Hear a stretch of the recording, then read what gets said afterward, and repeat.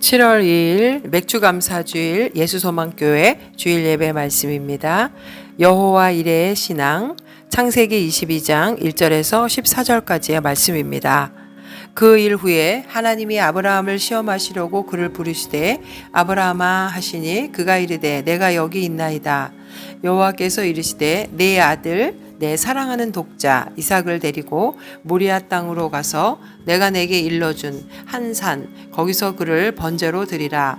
아브라함이 아침에 일찍이 일어나 나귀의 안장을 지우고 두 종과 그의 아들 이삭을 데리고 번제에 쓸 나무를 쪼개어 가지고 떠나 하나님이 자기에게 일러주신 곳으로 가더니 제3일에 아브라함이 눈을 들어 그곳을 멀리 바라본지라.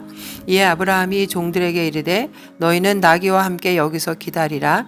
내가 아이와 함께 저기 가서 예배하고 우리가 너희에게로 돌아오리라 하고 아브라함이 이에 번제 나무를 가져다가 그의 아들 이삭에게 지우고 자기는 불과 칼을 손에 들고 두 사람이 동행하더니 이삭이 그 아버지 아브라함에게 말하여 이르되 내 아버지여 하니 그가 이르되 내 아들아 내가 여기 있노라.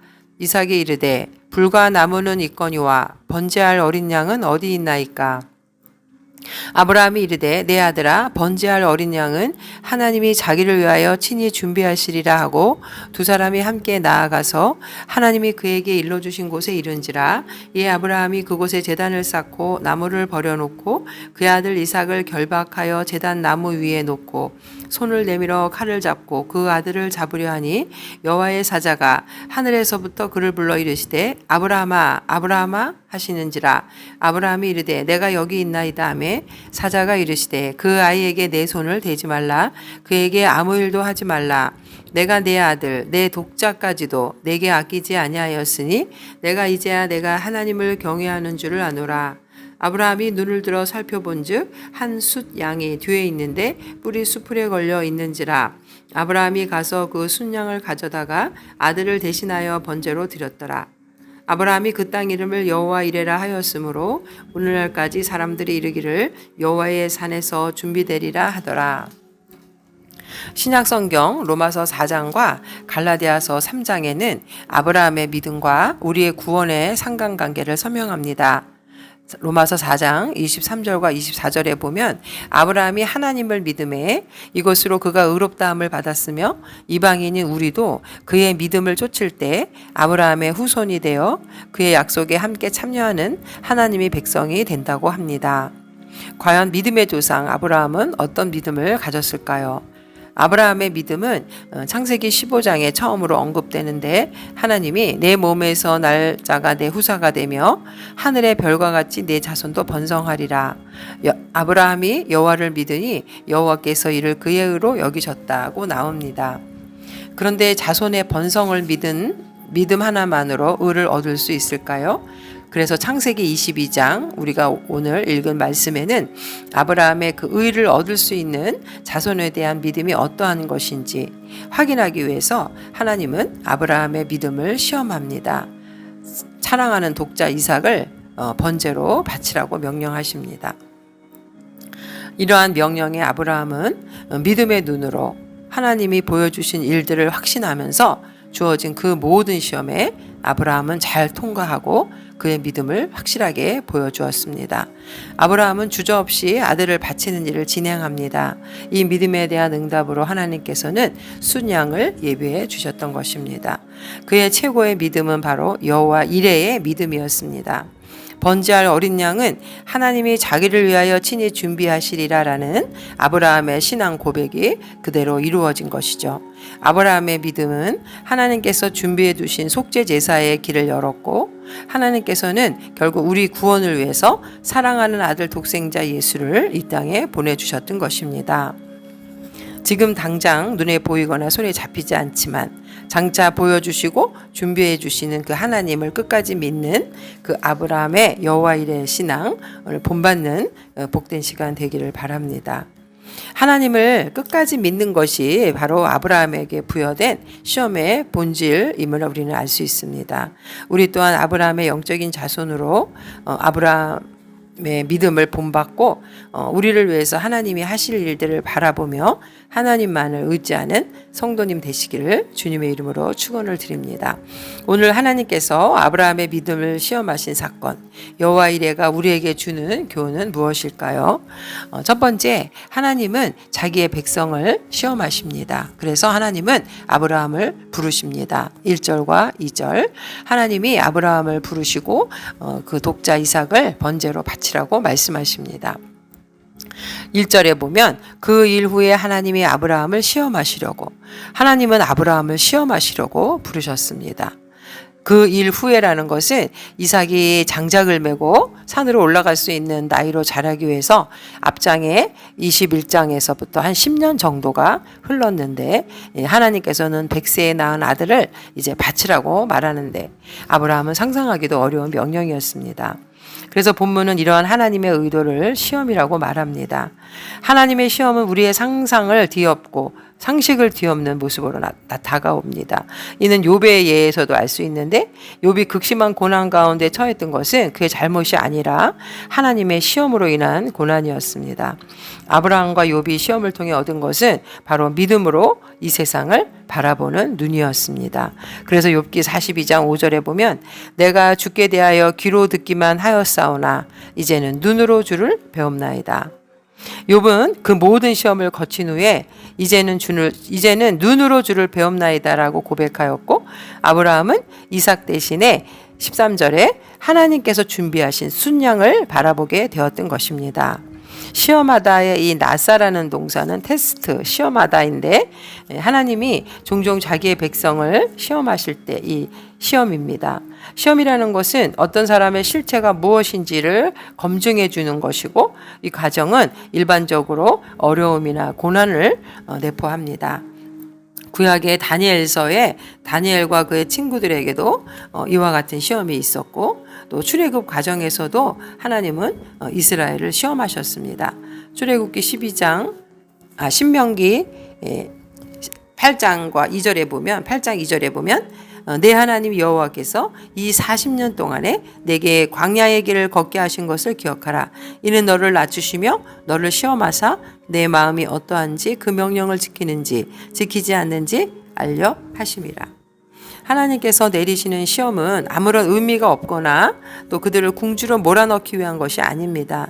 하나님이 내리는 시험의 목적은 시험받는 자를 정결케 하고 하나님이 어떠한 분인지를 더 깊이 깨닫게 하기 위함이었던 것입니다. 그래서 이 시련과 시험의 목적은 그들의 마음이 어떠한지, 그들이 하나님의 율법을 지키는지 안 지키는지를 알아보고 겸손하게 하고 복되게 하기 위한 시험이라고 말합니다. 신명기 8장 14절에서도 보면 내 마음이 교만하여 내 하나님 여호와를 잊어버릴까 염려하노라.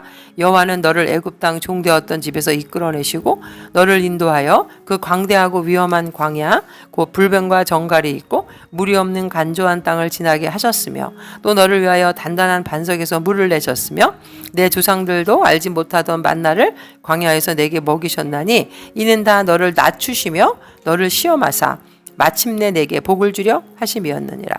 그래서 본문에서도 하나님이 아브라함의 믿음을 확인하고 더 큰 복을 주기 위해서 시험을 하셨던 것입니다. 그 시험의 내용은 2절에 사랑하는 외아들 이삭을 번제로 바치라는 것이죠. 이 모리아 땅이라는 것은 결국 역대하 3장 1절에 보면 예루살렘 성전터 솔로몬의 성전이 세워지는 곳입니다. 그 산에서 번제물로 바치라고 명령하시죠. 번제는 제물 전체를 불태우는 제사입니다.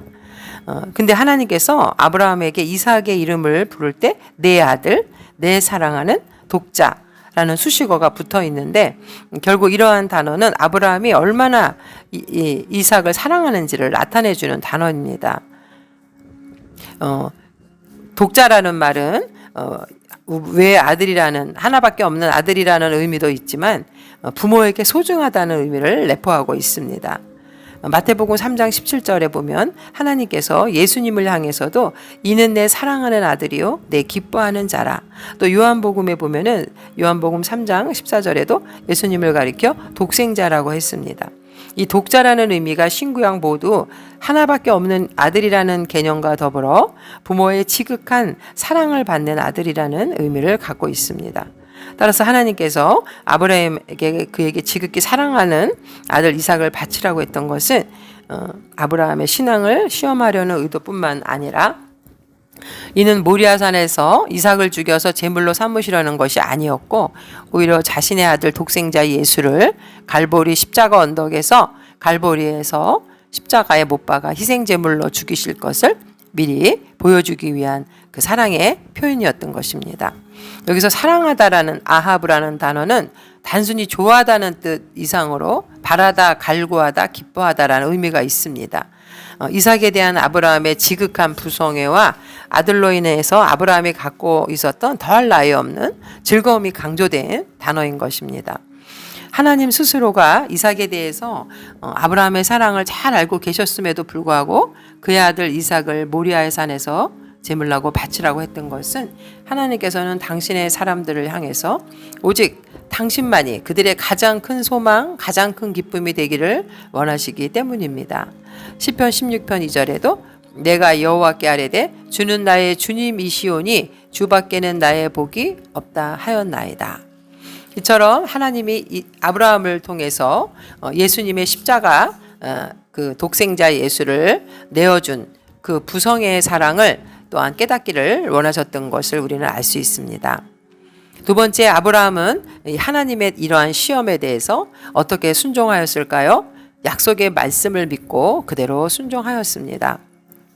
3절에서부터 8절에 보면 아브라함의 순종의 행위가 나옵니다. 아침 일찍 일어나서 머뭇거림이 없었죠. 100세에 얻은 아들인데도 아들을 번제로 바치라는 명령에 이렇게 순종했던 것은 그 아브라함의 믿음이 하나님이 전해주셨던 약속의 말씀을 믿었기 때문입니다. 창세기 15장 4절에 내 몸에서 날 자가 내 상속자가 되리라 하시고 그 후손이 번성하여 하늘의 별과 같으리라. 그리고 16장에서는 이스마엘이 태어났지만 17장 18절 19절에서는 이스마엘이 아니라 앞으로 태어날 이삭이 언약의 후손이 될 것이라고 말씀하셨습니다. 아브라함은 이러한 하나님의 약속을 그대로 믿었던 것이죠. 만약에 이삭이 죽는다면 하나님의 약속이 거짓이 되기 때문에 그것은 있을 수 없는 일이었습니다. 하나님이 주신 그 약속의 말씀에 의하면 이삭이 죽을 수 없었고 따라서 아브라함은 이 약속을 믿고 서둘러 모리아 땅, 모리아산으로 출발할 수 있었던 것입니다. 아브라함은 모리아 그 산에 왔을 때 그 사환들을 향해서 이렇게 말했습니다. 나와 소년이 같이 거기 가서 경배하고 우리가 너희에게로 돌아오리라. 아들이라고 하지 않고 소년, 나르라고 불렀고 또 영어 성경에는 어보이라고 돼 있는데 그 이유는 이제 그 아이가 정신적으로 이미 이제 하나님에게 바쳐진 제물이기 때문에 자기의 아들이 될 수는 없는 까닭이었습니다. 경배하다라는 단어, 예배하다. 아브라함은 단순히 이삭을 바치러 가는 것으로 생각하지 않았고 예배하는 목적으로 그것으로 올라간다고 생각했습니다. 그리고 아브라함은 이삭이 죽지 않을 것을 확신하였기 때문에 사원들에게 이삭과 함께 돌아올 것을 말하는데 여기서 돌아온다는 말의 주어를 우리라고 복수형을 사용하고 있습니다. 즉 자신과 자신의 아들이 함께 되돌아온다는 것이죠. 그리고 아브라함은 번제에 사용할 나무를 아들 이삭에게 지우고 자기는 불과 칼을 손에 들고 올라갔습니다. 마치 예수님께서 자신이 십자가를 지고 산 위로 올라가는 모습과 비교가 되는데 서로 다른 점은 이삭은 자신이 죽을 거를 모르고 있는 반면에 예수님은 알고 있었다는 겁니다. 이삭이 아버지에게 묻습니다. 불과 나무는 있거니와 번제할 어린 양은 어디 있나이까? 제사를 드릴 때 가장 중요한 것은 제물이죠. 그런데 다른 준비물은 다 있는데 이 중요한 것을 챙기지 않고 예배하러 올라가는 것을 이상히 여겼습니다. 거기에 대한 아브라함이 대답하죠. 8절에 내 아들아 번제할 어린 양은 하나님이 자기를 위하여 친히 준비하시리라. 준비하다라는 것은 보다라는 뜻이지만 준비하다라는 걸로 거의 성경에는 거의 번역을 하고 있습니다. 여기서도 우리는 아브라함의 믿음을 발견할 수 있습니다. 아브라함은 아들 대신 다른 것이 준비되어 있다고 믿었습니다. 그래서 히브리서 11장에는 이 아브라함에 대해서 아브라함이 하나님의 시험을 받았을 때에 아들을 제물로 바칠 수 있었던 것은 아브라함에게 미리 말씀하시기를 내 자손이라 칭할 자는 이삭으로 말미암음이라 하셨으니 이것을 믿었기 때문에 아이를 바칠 수 있다고 히브리서 11장 17절과 18절에는 이렇게 나옵니다. 하나님의 약속의 말씀을 통해서 이삭이 죽을 수 없다고 그 약속을 그대로 믿고 받아들인 것입니다.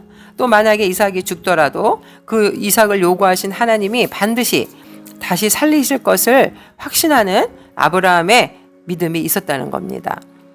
그래서 히브리서 11장 17절에도 보면 아브라함은 시험을 받을 때에 믿음으로 이삭을 드렸으니 그는 약속들을 받은 자로 돼 그 외아들을 드렸느니라. 그에게 이미 말씀하시기를 내 자손이라 칭할 자는 이삭으로 말미암음이라 하셨으니 19절 그가 하나님이 능히 이삭을 죽은 자 가운데서 다시 살리실 줄로 생각한지라 비유컨대 그를 죽은 자 가운데서 도로 받은 것이니라. 이러한 아브라함의 믿음으로 그는 그대로 하나님 말씀을 순종할 수 있었던 것입니다. 이삭을 결박하는 이 아브라함의 모습, 당시 이삭은 한 16세 정도로 혈기왕성한 나이였고 아브라함은 100세를 넘긴 노인이었습니다. 그럼에도 불구하고 아브라함이 별다른 어려움 없이 이삭을 묶을 수 있었던 것은 이삭이 아버지의 결박을 거역하지 않고 순수히 받아들였기 때문입니다. 이것은 아버지 권위에 대한 이삭의 철저한 순종과 아버지에 대한 완전한 신뢰로서 무엇보다 자신이 번제물이 되는 것이 아버지를 통해서 역사하시는 하나님에게서 나온 것이라는 믿음이 있었기 때문입니다. 하나님께 대한 온전한 믿음이 밑바탕되지 않고는 불가능한 일이었죠. 진실로 정말 절대적인 믿음은 절대의 평안과 절대의 복종을 가능하게 하는 것입니다. 이처럼 이삭의 침묵의 순종은 장차 성부 하나님의 뜻을 쫓아 묵묵히 십자가를 지시는 예수 그리스도의 거룩한 희생을 조용히 예포하고 있는 것이죠. 그래서 이사야 53장 7절에 보면 그가 곤욕을 당하여 괴로울 때에도 그의 입을 열지 아니하였으며 마치 도수장으로 끌려가는 어린 양과 털 깎는 자 앞에서 잠잠한 양같이 그의 입을 열지 아니하였도다.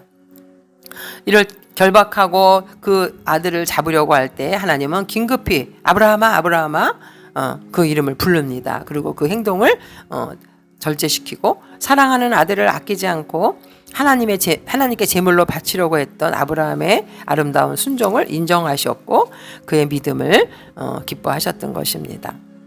하나님은 이교도처럼 사람을 제물로 바치는 그러한 하나님이 아니라 아브라함에게 어떠한 믿음이 있는지를 보시려고 했던 것입니다.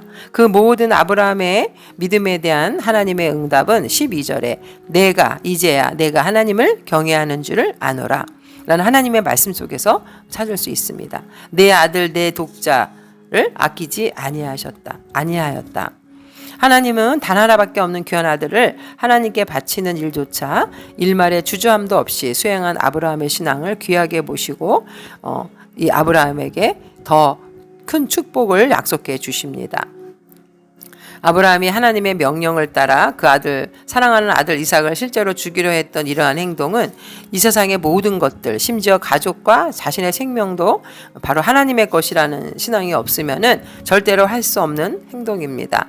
아브라함은 이 세상의 모든 것이 하나님의 소유이며 하나님께서 달라고 하시면 언제든지 되돌려 드린다는 하나님 중심의 신앙을 가졌던 것입니다. 하나님의 시험은 눈에 보이는 것들을 내려놓고 가치를 내려놓게 하고 지금 우리 눈에 보이지는 않지만 영원한 소망과 구원의 진리가 무엇인가를 바라보게 합니다. 이러한 차원에서 하나님의 시험은 영원한 생명의 길을 바라보게 하는 구원의 나침반이 되게 하는 것이죠. 아브라함은 다시 살아난 것과 다름없는 이삭을 통해서 구원의 섭리를 깨달았습니다. 하나님께서는 죄로 인해 죽을 수밖에 없는 우리 대신 희생당할 제물을 예비해 주셨습니다. 아브라함의 사랑하는 아들 이삭을 살려주신 하나님께서는 도리어 당신의 사랑하는 아들을 이 땅 가운데 보내서 희생제물로 삼으심으로 우리에게 영원한 생명을 허락해 주셨습니다. 하나님께서는 구원의 역사를 아브라함의 믿음을 통해서 시작하셨고 또 믿음의 눈으로 구원의 섭리를 바라본 아브라함은 하나님의 명령과 그 부르심에 온전히 순종할 수 있었던 것입니다. 때로는 힘겨운 시험에 처할지라도 우리는 아브라함과 같이 하나님께서 예비하신 구원의 섭리를 믿음의 눈으로 바라보고 진리를 향해서 묵묵히 나아가는 성도님 되시기를 주님의 이름으로 축원드립니다. 이제 아브라함의 신앙은 바로 여호와 이레의 신앙이었습니다. 22장 13절과 14절에 하나님은 순양을 준비해 주십니다. 아브라함은 한 순양이 수풀에 걸려 있는 것을 발견하고 그를 제물로 드립니다. 이것은 이미 하나님께서 준비해 두신 것이었습니다. 아브라함은 순양을 가져다가 아들을 대신하여 번제로 드렸습니다. 이 순양이 대속제물이 된 것이죠. 창세기에 보면은 이 대속의 원리가 적용된 것입니다. 왜 우리는 하나님이 이 극악한 이교도들이 행해왔던 사람을 제물로 바치는 일을 아브라함에게 시키셨는지 그 답을 얻게 되는데, 아브라함에게 바로 대속의 원리를 가르치기 위함이었습니다. 아담 이후의 모든 사람은 죄인이고 그 대가는 죽음이었죠. 죄의 싹은 사망이요. 이삭도 예외가 될 수 없었습니다. 그래서 하나님이 이삭을 바치라 한 것도 정당한 것이었는데, 아브라함은 하나님께서 이삭 대신 다른 대속물을 준비해 두셨을 거라는 그러한 믿음을 가졌던 것입니다. 아브라함이 그 땅 이름을 여호와 이레라 했던 것은 여호와께서 준비하신다는 의미로 사용된 것인데, 이 여호와 이레라는 말은 그 지명인 모리아에 그대로 압축되어 있습니다. 모리아라는 단어는 라라는 동사의 분사형에다가 여호와 이름의 단축형 야가 더해져서 모리아가 됐는데, 여호와 이레와 모리아는 모두 여호와께서 준비하신다는 의미를 갖고 있습니다. 하나님은 아브라함에게 모리아 땅으로 가라고 하실 때에 이미 대속물을 준비해 두셨음을 암시하고 있던 것이죠. 물론 아브라함이 그 이름 속에 들어있던 의미를 이미 파악하고 있었다고는 할 수 없지만, 아브라함을 시험하기 시작할 때부터 그 대속의 원리는 이미 하나님의 계획 안에 있었던 것이고, 아브라함은 그 대속의 원리에 따라 충실하게 믿음을 우리에게 보여준 것입니다. 여호와 이레는 아브라함의 믿음의 대명사이고 그 믿음은 바로 대속의 믿음을 나타냅니다. 그리고 아브라함은 그 대속의 믿음을 혼자서만 간직하기를 원하지 않아서 후손들에게도 전달하고 싶어서 그 산 이름을 여호와 이레라고 불러서 그 후손들도 그 의무를 간직하도록 하였습니다. 이 여호와 이레라는 말 속에는 장차 건축될 예루살렘 성전에서 드려질 각종 제사가 예시하는 바와 마찬가지로 갈보리에서 피 흘리시고 죽으실 하나님께서 친히 준비하신 제물이신 예수 그리스도의 희생을 함축하고 있는 것입니다. 그리고 하나님이 이삭을 살리기 위해 준비하신 순양은 훗날 인류의 대속제물로 하나님께서 친히 준비하신 어린 양 예수 그리스도를 상징하고 예표하는 것입니다.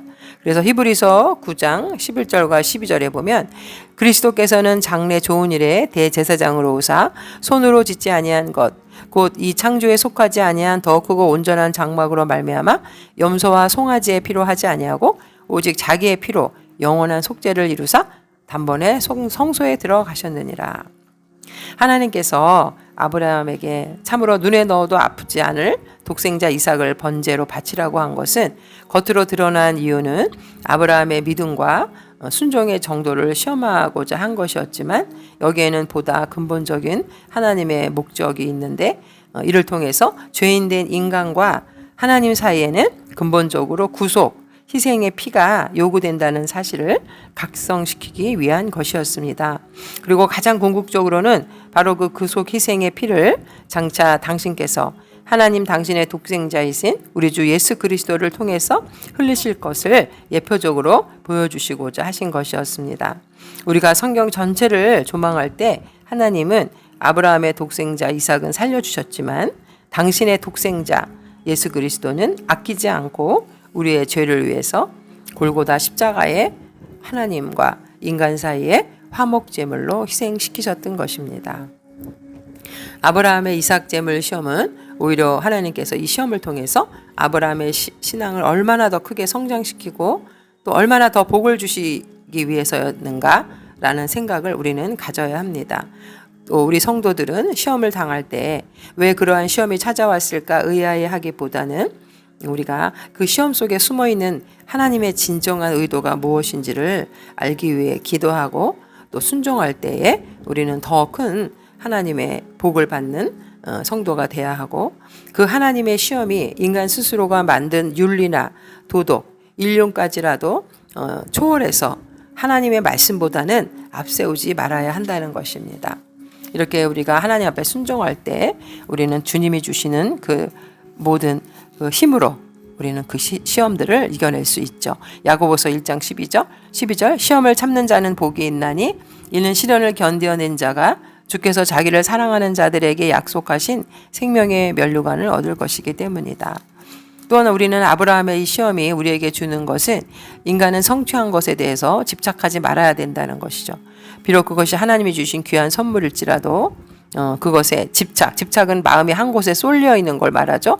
집착해서는 안 된다는 것입니다. 인간의 신앙은 신앙의 대상인 하나님만을 향해서 그 선물을 주시는 하나님을 바라보고 하나님을 경외하는 삶을 살아갈 때 미래에 이루어질 더 큰 약속을 우리는 받을 수 있다는 것입니다. 로마서 8장 32절에 자기 아들을 아끼지 아니하시고 우리 모든 사람을 위하여 내주시니가 어찌 그 아들과 함께 모든 것을 우리에게 주시지 아니하겠느냐.